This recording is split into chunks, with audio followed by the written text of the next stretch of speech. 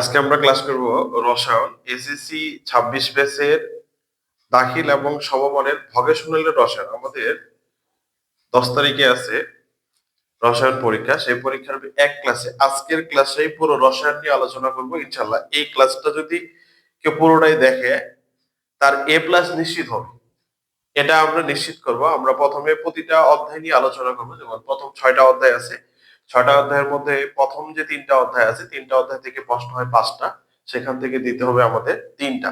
তো প্রথম আমরা 3টা অধ্যায় আলোচনা করি। প্রথম অধ্যায় হচ্ছে রাসায়নিক বিক্রিয়া। তো রাসায়নিক বিক্রিয়া যে যাই পড়ছো, এখন থেকে যেটা পড়া হবে, রাসায়নিক বিক্রিয়ার মূল টপিক যেটা হচ্ছে জারণ বিক্রিয়া, বিজারণ বিক্রিয়া, জারক পদার্থ, বিজারক পদার্থ, তাপোৎপাদী বিক্রিয়া, তাপহারী বিক্রিয়া, এবং হচ্ছে এখানে আছে প্রশমন বিক্রিয়া, প্রতিস্থাপন বিক্রিয়া। মোস্ট ইম্পর্টেন্ট যেটা হচ্ছে প্রশমন বিক্রিয়া। প্রশমন বিক্রিয়া কাকে বলে?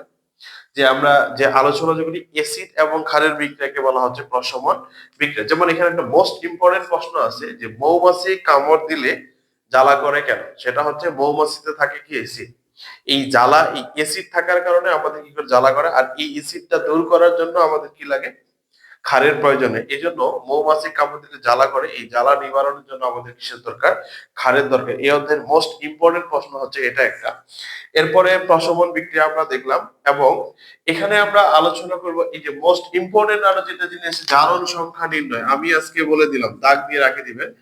এই যে potash sulphuric acid, potassium permanganate, তারপর হচ্ছে পটাশিয়াম ডাইক্রোমেট K2Cr2O7, এই যৌগগুলোর এই 3টা যৌগ দেওয়া আছে, এবং আরো কিছু যৌগ দেওয়া থাকতে পারে। এই কয়েকটা যৌগের জারণ সংখ্যা নির্ণয় করো। 2 মার্কের প্রশ্ন 100% আসবে। আজকে বলে দিলাম, সেদিন প্রশ্নে মিলাই দেখো। এখানে যেমন সালফিউরিক অ্যাসিড যদি বলে সালফারের জারণ সংখ্যা নির্ণয় করো, জারণ সংখ্যা নির্ণয় যদি কেউ না করে ক্লাস থেকে দেখে নিও, আমি জারণ সংখ্যাটা দেখাই দিব, এটা অবশ্যই আসবে।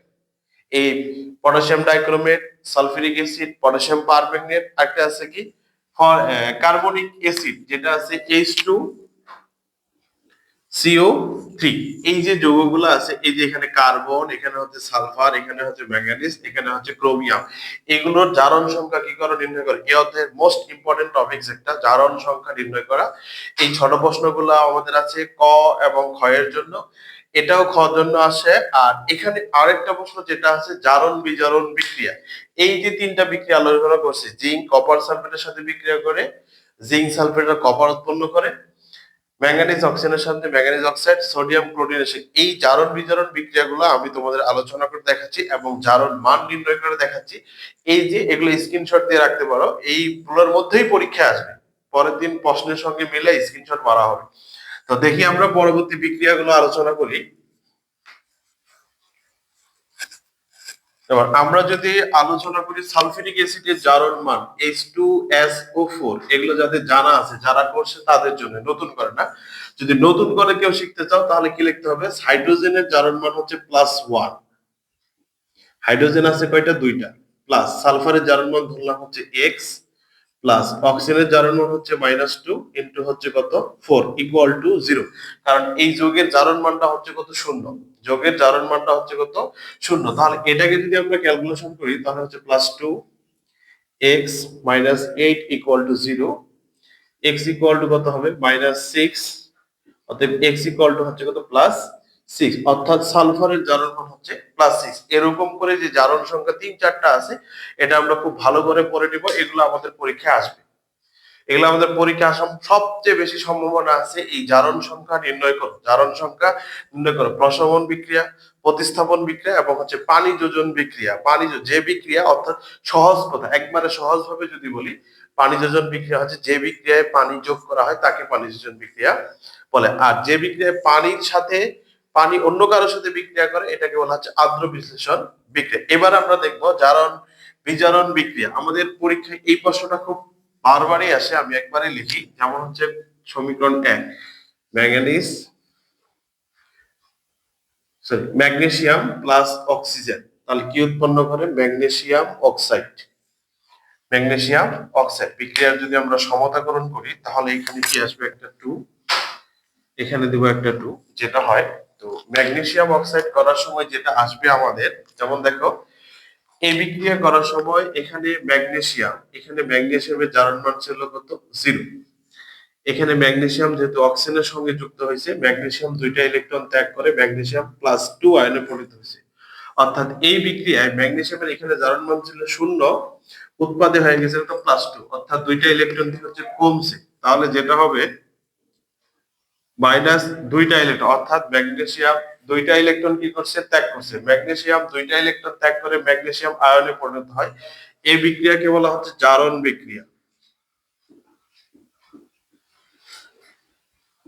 জারণ বিক্রিয়া। আর যদি আমরা অক্সিজেনের বিক্রিয়াটা দেখি, তাহলে অক্সিজেন কি করছে, এই যে হচ্ছে অক্সিজেন O2, এখানে ছিল O2, এখানে O কি হয়ে গেছে, O-2, অর্থাৎ এখানে ছিল অণু হিসাবে, আর এখানে কি গঠন করছে, আয়ন গঠন করছে। অক্সিজেন এখানে পরমাণু সংখ্যা ছিল 2টা, আর এখানে হচ্ছে একটা। এটা সমতা গ্রহণ করতে হলে এখানে দিতে হবে একটা 2। তাহলে এখানে অক্সিজেন অণুতে পরমাণু আছে 2টা, আর এখানে পরমাণু হচ্ছে কয়টা, 2টা। এখানে 2টা ইলেকট্রন কি বাড়ছে, অর্থাৎ এখানে অক্সিজেন ইলেকট্রন কি করছে, গ্রহণ করছে। একটা অক্সিজেনে 2টা ইলেকট্রন বাড়লে 2টা অক্সিজেনে ইলেকট্রন বাড়া হচ্ছে 4টা, তাহলে এখানে হচ্ছে 4 ইলেকট্রন।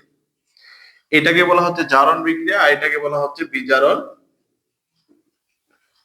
বিক্রিয়া। আমাদের পরীক্ষায় এই প্রশ্নগুলো যদি আসে, তাহলে এই যে বিক্রিয়া আছে, এটাই হচ্ছে এই বিক্রিয়ার জারণ বিজারণ বিক্রিয়া। আমরা শুধু বলে দিব এই বিক্রিয়াটিতে এটি জারণ বিক্রিয়া, এটি। অনুরূপ ভাবে যদি আমরা দেখি, যেমন হচ্ছে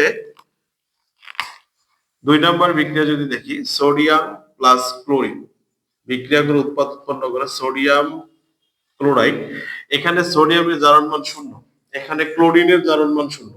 এখানে সোডিয়াম হচ্ছে প্লাস, ক্লোরিন হচ্ছে মাইনাস। তাহলে কি হচ্ছে, সোডিয়াম যেহেতু প্লাস, তার মানে একটা ইলেকট্রন কি করছে, কমছে। তো একটা ইলেকট্রন কমলে এটা ইলেকট্রন কি করে, ত্যাগ করে। তাহলে যে বিক্রিয়া ইলেকট্রন ত্যাগ করে তাকে কি বলে, জারণ বিক্রিয়া। এটা হচ্ছে জারণ বিক্রিয়া। আর ক্লোরিন এখানে ছিল 2 গ্যাস, এখানে হয়ে গেছে ক্লোরিন আয়ন। ক্লোরিন হচ্ছে মাইনাস, তো এখানে ক্লোরিনের ইলেকট্রন বাড়ছে, তাহলে ইলেকট্রন কি করছে, গ্রহণ করছে। এখানে ক্লোরিন ছিল কয়টা, 2টা। এখানে যদি একটা 2 দিই, তাহলে এখানে হচ্ছে একটা 2। তাহলে এটাকে বলা হচ্ছে বিজারণ বিক্রিয়া। যে বিক্রিয়ায় ইলেকট্রন কি করে, গ্রহণ করে, এটাকে বলে বিজারণ বিক্রিয়া। যে বিক্রিয়া ইলেকট্রন ত্যাগ করে, সেটাকে বলা হচ্ছে জারণ বিক্রিয়া। আরেকটা বিক্রিয়া আছে আমাদের, যেটা মোস্ট ইম্পর্টেন্ট, একটা হচ্ছে জিঙ্ক প্লাস কপার সালফেট বিক্রিয়া করে কি উৎপন্ন করছে, জিঙ্ক সালফেট প্লাস কপার। আমরা জানি মুক্ত অবস্থায় যৌগের জারণ মানটা কি হয়, 0। যেমন এখানে জিঙ্কের জারণ মান হচ্ছে 0, বা জিঙ্কের আয়নটা এখানে হচ্ছে 0। কপার সালফেট, এই সালফেট মূলকের আয়ন হচ্ছে -2, তাহলে এর সঙ্গে যেহেতু কপার আছে, তাহলে কপার কত, +2। ঠিক অনুরূপ সালফেটের জারণ -2, তাহলে এটা হচ্ছে কত, +2। আর এখানে কপার একাই আছে, এই জন্য হচ্ছে কত, 0। তাহলে এখান থেকে যদি দেখি, তাহলে জিঙ্ক 2টা ইলেকট্রন কি করছে, ত্যাগ করছে। ত্যাগ করে কি হয়, জিঙ্ক +2, এটা হচ্ছে জারণ বিক্রিয়া। আর কোপার +2, কোপার 2টা ইলেকট্রন কি করে, গ্রহণ করে, উৎপন্ন করে কোপার আয়ন। অর্থাৎ এই বিক্রিয়া আমাদের, এই জারণ বিজারণ বিক্রিয়া আর হচ্ছে জারণ মান নির্ণয় করলে এই অধ্যায়টা আমাদের মোটামুটি কমপ্লিট কি করা।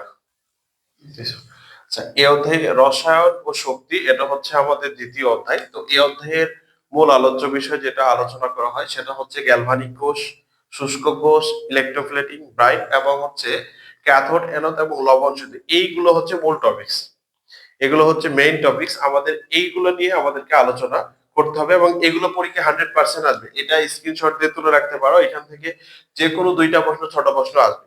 ইলেকট্রোপ্লেটিং কাকে বলে, অথবা গ্যালভানিক কোষ, অথবা শুষ্ক কোষ, অথবা লবণ সেতুর ব্যবহার, যেটা আছে কি লবণ সেতু। এইখানে আমাদের মোস্ট ইম্পর্টেন্ট একটা প্রশ্ন আছে, যদি আমরা করি তাপোৎপাদী বিক্রিয়া আর তাপহারী বিক্রিয়া যেটা হয়, এই তাপোৎপাদী এবং তাপহারী বিক্রিয়া ড্যালিসের মান নির্ণয় করে। এই দুইটা বিক্রিয়া দুটো লিখে দিই, মিথেন প্লাস ক্লোরিন বিক্রিয়া করে কি উৎপন্ন করে, ক্লোরোমিথেন, CaCl প্লাস HCl।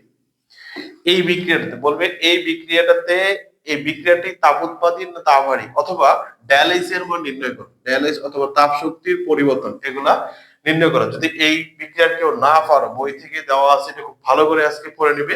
বিক্রিয়াটার গাঠনিক রূপ হচ্ছে এটা, যে এখানে একটা কার্বনের সাথে 4টা হাইড্রোজেন,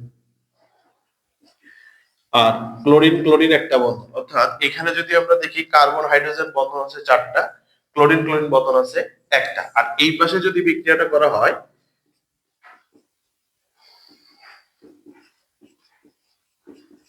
এই বিক্রিয়া, তো এই বিক্রিয়া এইগুলাকে বলা হয় বিক্রিয়া, এগুলাকে বলা হচ্ছে পুরাতন বন্ধন, এগুলাকে বলা হচ্ছে নতুন বন্ধন। তো আমাদের যে বন্ধনগুলো ভাঙে মূলত পুরাতন বন্ধন ভাঙতে হবে। যেমন এখানে কার্বন হাইড্রোজেন এই তিনটা বন্ধনই ঠিক আছে, এখানেও এই তিনটা বন্ধন ঠিক আছে, শুধু ভাঙছে এই অংশটা। তাহলে এই অংশটা ভাঙে এই অংশটা হয়েছে, এই অংশটা সম্পূর্ণরূপে ভেঙে গিয়ে এটা সম্পূর্ণরূপে নতুন হয়েছে। অর্থাৎ এই যে এই দুইটার যে মান, এই দুইটার মানটা হচ্ছে H1 বা হচ্ছে E1 দিয়ে প্রকাশ করা হয়। এই দুইটার মান পুরাতন বন্ধন ভাঙতে প্রয়োজনীয় যে মোট শক্তি, এই দুইটার যোগফল। আর নতুন বন্ধন করতে যে শক্তিটা ব্যয় হয়েছে এই দুইটা বন্ধন, এই দুইটার পার্থক্যটা, এটা থেকে এটা মাইনাস করে ডেলিস যে মানটা আসে এটাকে বলা হচ্ছে ডেলিস। এই অঙ্কটা যদি তোমরা করতে পারো তাহলে এখান থেকে আমরা ভালো একটা মার্ক পাবো। এবং এর পরে আরেকটা যে অঙ্ক আছে, একটা হচ্ছে হাইড্রোজেন প্লাস অক্সিজেন বিক্রিয়া করে উৎপন্ন করা হচ্ছে পানি। এটা যদি সমতাকরণ প্রশ্নে দেওয়া থাকে তাহলে সমতাকরণ করে নেবে, না হলে নিজেই করে নেবে। তো এই দুইটা বিক্রিয়াতে ডেলাইজের মান নির্ণয় করো, এই প্রশ্নটা আমাদের খুব বরাবরই আসে এবং প্রত্যেকবারে আসে, এবারেও আসবে, এটা 100%। তো এটা হচ্ছে একটা বড় প্রশ্ন। এর পরে যে প্রশ্নটা আছে সেটা হচ্ছে সোডিয়াম ক্লোরাইড বা আয়নিক যৌগ, যেগুলো sodium chloride, magnesium chloride, calcium ক্লোরাইডের তড়িৎ বিশ্লেষণ। অর্থাৎ এগুলাতে একটা প্রশ্ন গেল। দ্বিতীয় প্রশ্ন যেটা হচ্ছে সোডিয়াম ক্লোরাইড, এই যে এইটা আছে বিগলিত sodium chloride, magnesium chloride, calcium chloride, এই যে যৌগগুলো সবগুলাই আয়নিক যৌগ। দেখেন এই যে হচ্ছে সোডিয়াম ক্লোরাইড বিয়োজিত হয় একটা সোডিয়াম আয়ন, একটা হচ্ছে ক্লোরাইড আয়ন। ম্যাগনেসিয়াম ক্লোরাইড বিয়োজিত হয় কি উৎপন্ন করে, একটা ম্যাগনেসিয়াম আয়ন, আর একটা হচ্ছে কি ক্লোরাইড আয়ন। ক্যালসিয়াম ক্লোরাইড এটা বিয়োজিত হয় কি উৎপন্ন করে, calcium ion plus chloride ion. এই যে আয়ন গুলো উৎপন্ন, এই সবগুলাই আয়নিক যৌগ। এদের তড়িৎ বিশ্লেষণ করলে এই যে সোডিয়ামটা, এই যে সোডিয়ামে ইলেকট্রন কি আছে, কম আছে সোডিয়াম, তাহলে এটা কোথায় যাবে, ক্যাথোডে। ক্যাথোডে হয় বিজারণ বিক্রিয়া, আর অ্যানোডে হয় কোন বিক্রিয়া, জারণ বিক্রিয়া। তাহলে এই যে বিক্রিয়া, এরা একটা যাবে ক্যাথোডে আর একটা যাবে হচ্ছে অ্যানোডে। অ্যানোডে জারণ বিক্রিয়া, ইলেকট্রন ত্যাগ করে, এটা ইলেকট্রন কি করবে, এখানে ইলেকট্রন কি আছে, বেশি আছে ক্লোরিন। ক্লোরিন কি করবে, ইলেকট্রন ত্যাগ করবে, ত্যাগ করে ক্লোরিন পরমাণুতে পরিণত হবে। দুইটা ক্লোরিন পরমাণু দুইটা ইলেকট্রন ত্যাগ করে ক্লোরিন গ্যাস হিসাবে কি হবে, নির্গত হবে। তাহলে এই বিক্রিয়াকে বলা হচ্ছে জারণ বিক্রিয়া। তাহলে এই বিক্রিয়াটা সম্পন্ন হয় অ্যানোডে, অর্থাৎ অ্যানোডের বিক্রিয়া। তাহলে ক্যাথোডে কোন বিক্রিয়া হবে, যদি আমরা ক্যাথোডে দেখি, ক্যাথোডে যে বিক্রিয়াটা হবে সোডিয়াম, সোডিয়ামের ইলেকট্রন ঘাটতি আছে বাট একটা, একটা ইলেকট্রন গ্রহণ করে সোডিয়াম ধাতু হিসাবে কি থাকে, পরিণত থাকে। এই যে চারটা যৌগ আছে, এই তিনটা sorry, sodium chloride, magnesium chloride, calcium chloride, এই তিনটার তড়িৎ বিশ্লেষণ যদি শিখে যাই, সর্বশেষ যেটা শিখবো আমরা গ্যালভানিক কোষ।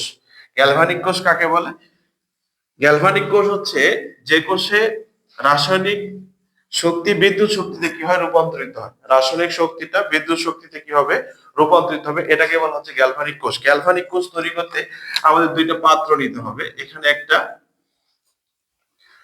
আর এখানে একটা। আমি এমনিতে মোটামুটি আটকালাম। একটাতে হচ্ছে কপার সালফেট আর একটাতে হচ্ছে জিঙ্ক সালফেট, দুইটা দ্রবণ নেওয়া হলো।